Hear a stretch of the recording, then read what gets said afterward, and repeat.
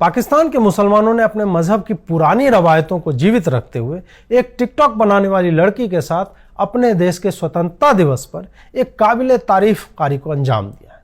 भारत के मुस्लिम समुदाय ने जब तालिबान के आतंक को भी जायज ठहरा दिया है तो पाकिस्तानी मुस्लिमों के इस तहर्रुश गेमिया को भी पुरुषों का अधिकार बताकर चुप कर देंगे। इससे पहले कि इस पर हम आगे बात करें, पहले तहर्रुश गेमिया या तहर्रुश जमाई को समझना आवश्यक है। विकिपीडिया कहता है कि यह अरबी मूल का शब्द है जिसका अर्थ होता है सामूहिक बलात्कार। आधुनिक समय में यह सबसे पहले 2005 में मिस्र में देखने को मिला। तहर्रुश के अंतर्गत सार्वजनिक स्थान पर लड़कियों को निशाना बनाते हैं। इस खेल में सबसे पहले लड़के एक घेरा बनाकर अकेली लड़की को घेर लेते हैं, फिर अंदर वाले घेरे में मौजूद लड़के लड़की का बलात्कार करते हैं, जबकि बाहरी घेरे वाले लड़के भीड़ को दूर रखते हैं। 2005 में मिस्र में 100 से अधिक लड़कियों का तहरीर स्क्वायर पर मुस्लिम भीड़ द्वारा सामूहिक बलात्कार किया गया। इसी तरह की घटना जर्मनी के कोलोन शहर में 2015 की 31 दिसंबर को नए वर्ष के आगमन की प्रतीक्षा करती युवतियों को लगभग 1000 मुस्लिम प्रवासियों ने लूटा, पीटा और रेप किया। न सिर्फ कोलोन बल्कि हैम्बर्ग समेत जर्मनी के अन्य शहरों में शरणार्थी के नाम पर आए मुस्लिम प्रवासियों ने मिस्र की घटना को दोहराया। जांच रिपोर्ट में यह स्पष्ट था कि उत्तरी अफ्रीका से आए मुस्लिम प्रवासी ही थे जिन्होंने जर्मन युवतियों के साथ ऐसी क्रूरता की। अगर अरबी में यह एक शब्द है और इसकी एक निश्चित परिभाषा है तो इसका सीधा तात्पर्य यह है कि यह कोई नई बात नहीं है और यह वहां की परंपरा का एक हिस्सा रही है। इसकी परिभाषा में आप और छानबीन करेंगे तो पता चलेगा कि यह सामान्य तौर पर या तो काफिरों के साथ किया जाता है या उन लड़कियों के साथ जो गैर इस्लामी तरीके से रहती है। अब कुरान के सूरा 33 आयत 59 को पढ़िए जहां इसकी जड़ें आपको दिखेंगी। इस आयत में लड़कियों के साथ यौन दुराचारों की बात पर कहा गया है, हे नबी कह दो अपनी पत्नियों, अपनी पुत्रियों और ईमान वालों की स्त्रियों से कि डाल लिया करें अपने ऊपर वो चादरें।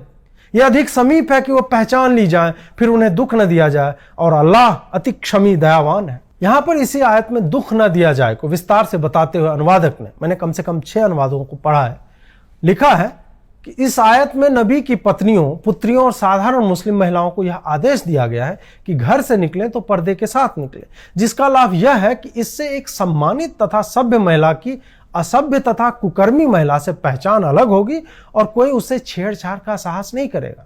यहां स्पष्ट तौर पर लिखा हुआ है कि जो मुस्लिम नहीं है, जो पर्दा नहीं करती, उसके साथ छेड़छाड़ जायज है। जो बुर्का नहीं पहनती वो कुकर्मी है, असभ्य है और उनसे अलग पहचान होना ही उन्हें छेड़छाड़ से बचा सकता है। कुरान की इन पंक्तियों को एकदम से अलग करके नहीं देख सकते कि अल्लाह का आदेश सिर्फ मुस्लिम महिलाओं के लिए है कि उन्हें कैसे रहना चाहिए, क्योंकि इसी आयत में ईमान वालों की स्त्रियों के लिए संदेश है जिसका तात्पर्य यह है कि उन्हें ईमान न लाने वालों के बारे में पता था। जो ईमान नहीं लाते उसे काटने की बातें तो कुरान में कम से कम 25 जगह पे लिखी हुई है, तो एक आध जगह बलात्कार को भी परोक्ष तौर पर बढ़ावा देने की बातें तो होंगी, क्योंकि काफिरों के साथ तो इस्लाम में हर बात जायज है। कोई मुसलमान आए और कह दे कि कुरान की लिखी ये आयतें सही नहीं है और उसका कोई मतलब नहीं।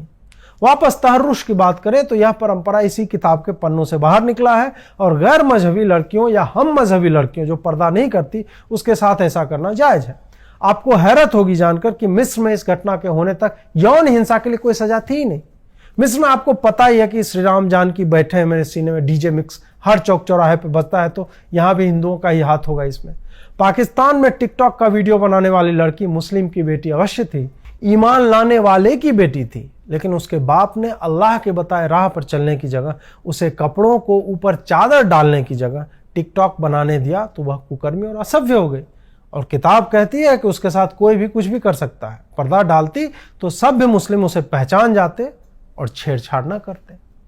तहर्रुश की जड़ में एक और बात है, खासकर पाकिस्तानी मुस्लिमों के संदर्भ में, जो अन्य देशों और शहरों पर भी लागू हो सकता है जहां जानवरों से रेप की खबरें आती रहती। यौन विकृति के सबसे ज्यादा उदाहरण आपको इन्हीं जगहों और वहीं के समुदायों में मिलते हैं।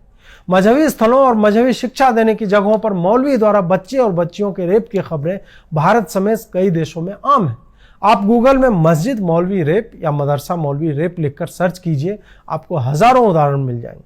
जब तक आप सर्च में 4 पेज क्लिक करेंगे शायद एक नया मामला भी जुड़ जाए। वैसे ही गाय, बकरी, मुर्गी तक से रेप की खबरें इसी समुदाय के लोगों में देखी गई। पाकिस्तान में एक और विशिष्ट बात है, वहां डॉल्फिन के साथ रेप करना एक अलग स्तर की अचीवमेंट मानी जाती है। लोग पैसे खर्च करके जानवरों के साथ, डॉल्फिन के साथ खास करके ऐसा बर्ताव करते हैं। यह बात भी मजहब का अभिन्न अंग ही है, क्योंकि इसके कई मौलवियों ने इस संबंध में प्रश्न पूछे जाने पर समय लेकर समझाया है कि अगर तुमने किसी जानवर के साथ संभोग किया है और तुम्हारा स्खलन उसके भीतर हुआ है तो वह जानवर खाने योग्य नहीं है, लेकिन बाहर हुआ है तो हलाल करके खा सकते हो। अब आप मुझे यह बताइए कि अगर यह मजहब का हिस्सा नहीं है और यह बात इतनी सामान्य नहीं है तो इस पर नियम और फतवे कैसे दिए जाते हैं? ये तो पढ़े लिखे लोग होते हैं ना, इन्हें तो सारी इस्लामिक किताबें याद होती है। ये तो यह तक बताते हैं किस पोजीशन में सेक्स करने से औलाद भैंगी पैदा होती। इस हिसाब से इनका शोध बहुत ही गहरा होगा कि उन्हें यह प्रश्न सुनकर क्रोध नहीं हुआ कि कोई जानवर के साथ सेक्स करेगा ही क्यों, क्योंकि वो बताता है कि उसके बाद वो खाने योग्य है कि नहीं। जब आपके मजहबी आलिम, इमाम, फाजिल लोग इस बात को सामान्य मानकर बैठे हैं कि सामने वाला जानवरों का रेप करता है और उसे छोड़कर मुंह छुपाता भागने की जगह पूछता है कि उसे मारकर खा सकते हैं या नहीं, मतलब यही है कि यह यौन विकृति लंबे समय से है। इसी विकृति को ऐसे समाज और समुदाय ने सहेजा है, यह इनकी संस्कृति का हिस्सा है, इसलिए इनके अपराधों में यौन दुराचार और बलात्कार की घटनाएं आम है। खासकर बच्चियों के साथ बलात्कार की घटनाओं में अगर मजहब का कॉलम लगाया जाए तो आंकड़े और भी स्पष्ट परिणाम देंगे कि किस समुदाय में यह इतनी ज्यादा और सामान्य हो चुकी है। इसलिए जब 14 अगस्त को पाकिस्तानी लड़की को 200 मुस्लिम घेर कर उसके कपड़े फाड़ते हैं, उसे नोचते हैं, तो उसे भी कोई मौलाना किसी प्रश्नोत्तर कार्यक्रम के दौरान कुरान की वही आयत निकालकर अरबी बोलते हुए फिर उर्दू में समझाते हुए कि यह तो किताब में स्पष्ट लिखा है कि जिसने कपड़ों के ऊपर चादर यानी बुर्का न डाला हो वो अगर बाहर घूम रही है तो वो कुकर्मी है, असभ्य है, तो उसे कोई नहीं बचाएगा अगर छेड़छाड़। आप देखिए तो सही कि भारत की कितनी वामपंथनों ने इस पर स्वतः कुछ बोला है।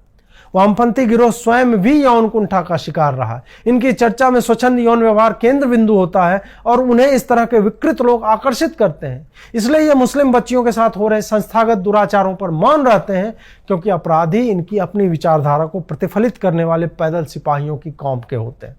वामपंथियों के काडर सूखते जा रहे हैं तो राष्ट्र में अराजकता फैलाने के लिए जो दंगाई चाहिए उसकी आपूर्ति आखिर कौन करेगा?